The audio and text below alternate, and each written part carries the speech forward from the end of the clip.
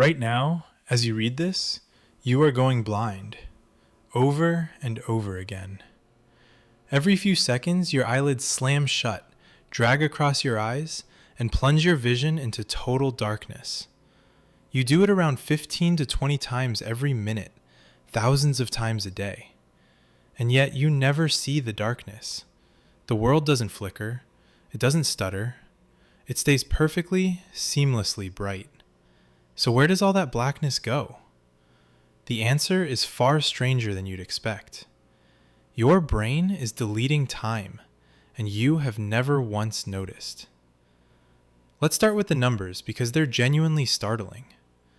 A single blink lasts somewhere between a tenth and a third of a second.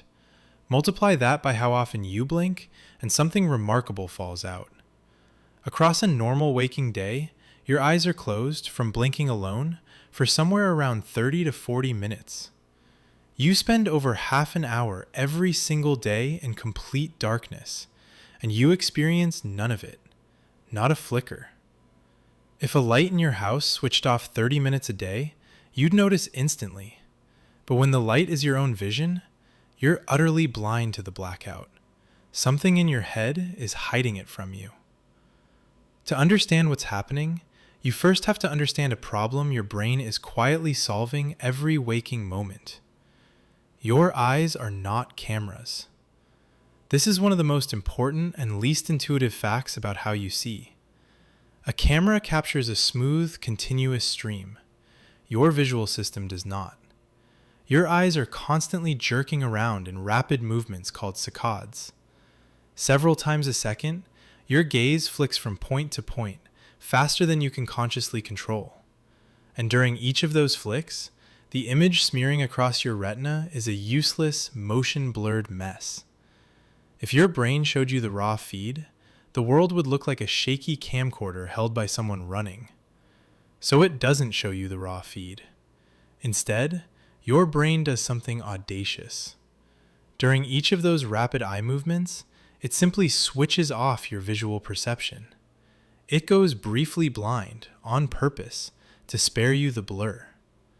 This is called saccadic suppression, and it's been studied for decades. Your brain suppresses the messy in-between images and only lets through the clean, stable snapshots at the start and end of each movement. You never see the smear because your brain refuses to show it to you. Now here's where it gets strange. When your brain blanks out that messy moment, it doesn't leave a gap. It doesn't show you darkness and then resume. Instead, it papers over the whole. It takes the image from after the eye movement finishes and stretches it backward in time, filling in the blank period as if you'd been seeing that stable image the whole time. Your brain is quietly editing your past. It's rewriting the last fraction of a second so that the missing moment simply never appears to have existed. Researchers have actually caught this happening, and the results are eerie. There's a well-known experiment involving a clock. You've probably felt this yourself without knowing why. Glance quickly at a ticking clock, a real one with a second hand, and for a moment, that first second seems to last too long. The hand appears frozen, hanging in place before it finally ticks. This illusion has a name. It's called chronostasis, which literally means stopped time. And what causes it is your brain's editing trick. When your eyes finish their jump to the clock, your brain backfills the blank saccade period with the image of the second hand it lands on. So you seem to have been staring at that stationary hand for longer than you actually were. Your brain quite literally inserted time that you never experienced, stitching a false moment into your memory to hide the blindness. The researcher Keelan Yarrow and his colleagues studied this precise effect, measuring how the brain expands that first perceived interval to cover the gap. Their work showed that the amount of extra time you feel is closely tied to how long your eyes were actually in motion. The bigger the eye movement, the more blank time there is to hide, and the more your brain stretches the following image backward to conceal it. You are, in a very real sense, living a fraction of a second in a carefully constructed past. It's worth pausing on how bold that trick really is. Your brain is not just hiding a gap, it is fabricating an experience you never had and inserting it into your timeline. And it does this so convincingly that the invented moment feels exactly as real as any genuine one. You cannot tell the difference. There is no marker, no seam, no flicker of doubt. The manufactured second and the real second are indistinguishable to you, because the same system that built the fake one is the only system you have for judging what's real. You are trusting the forger to authenticate the painting. But saccades are only part of the story, because blinking, that full closure of the eyes, presents an even bigger blackout to hide, and your brain handles it with the same sleight of hand. When you blink, your eyelid completely blocks all light for a significant chunk of time. That's a far longer interruption than a saccade. If your brain simply passed that signal through, you'd experience a distinct pulse of darkness with every blink, a strobe light flickering through your entire waking life. But you don't. And brain imaging studies have shown why. During a blink, activity in the visual areas of your brain is actively suppressed, dampened down, so that the darkness never reaches conscious awareness. Your brain treats the blink the same way it treats a saccade. It mutes the blackout and bridges the two bright moments on either side, splicing them together so smoothly that the seam is invisible. There's an elegant piece of evidence for this. Researchers have run experiments where they secretly used a hidden light to make a room go dark at the exact moment a person blinked, and then measured whether they noticed. People are dramatically worse at detecting that a light has gone off if it happens during a blink.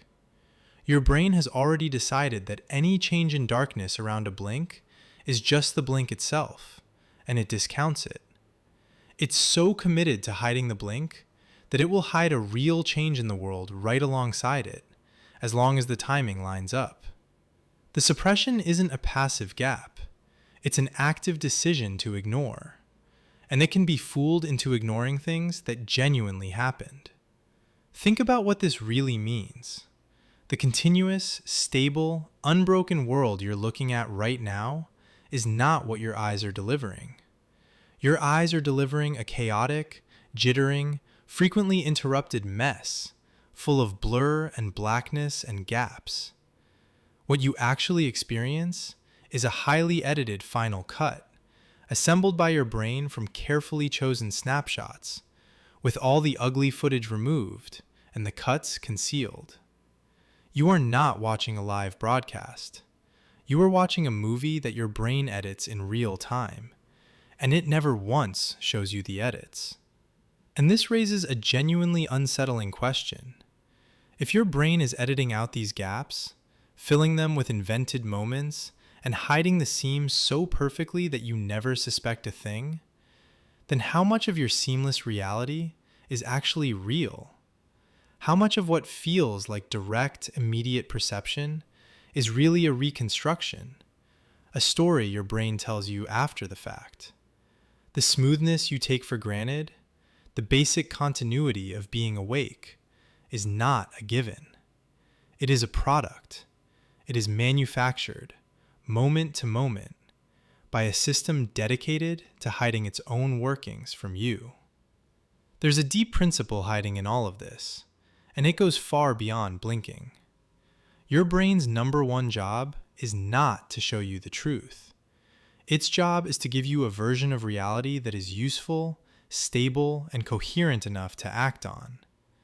Accuracy is negotiable. Usefulness is not.